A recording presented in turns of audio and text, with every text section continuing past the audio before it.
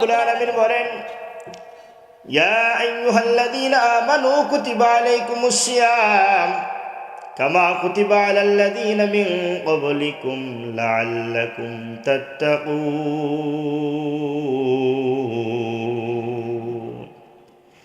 হে ঈমানদারগণ, তোমাদের উপর রমজানের রোজা ফরজ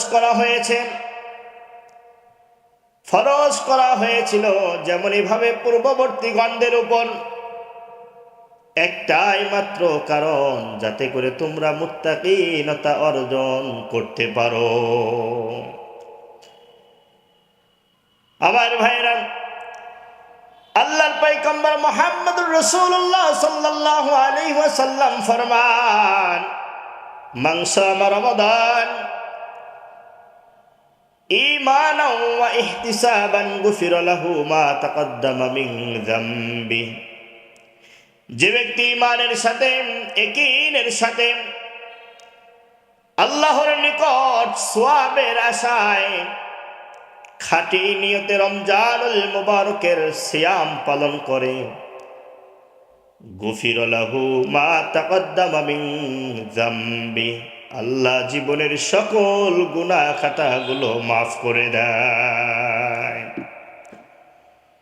আল্লাহর পয়গম্বর মুহাম্মদ রাসূলুল্লাহ সাল্লাল্লাহু আলাইহি ওয়াসাল্লাম ফরমান, এই পৃথিবীতে দুই শ্রেণীর মানুষকে রোজাদার হতে দেখা যায়। দুই শ্রেণীর রোজাদার মানুষকে দেখা যায়।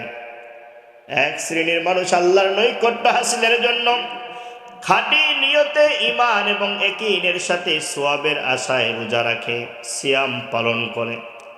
অন্য এক শ্রেণীর মানুষ যাদের সারাদিন উপবাস থাকা এবং রাতের বেলায় তাহাজ্জুদ এবং তারাবির নামাজ দাঁড়িয়ে দাঁড়িয়ে পড়া, দাঁড়িয়ে থাকা কষ্ট, আর সারাদিনের উপবাস ব্যতীত তাদের আমলনামায় কোনো সওয়াব লেখা হয় না।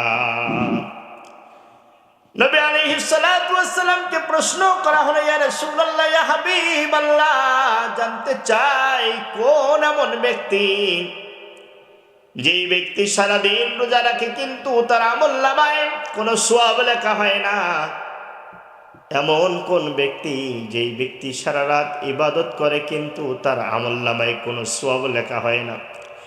আল্লাহর পয়গম্বর মুহাম্মদ রাসূলুল্লাহ সাল্লাল্লাহু আলাইহি ওয়াসাল্লাম ফরমান, যেই ব্যক্তি রমজান মাসে সারাদিন মুখে রোজা রাখে, উপবাস থাকে, অথচ হাতের গুনাহ, পায়ের গুনাহ, জবানের গুনাহ, শিরকের মতন জঘন্যতম গুনাহ করেই যায়।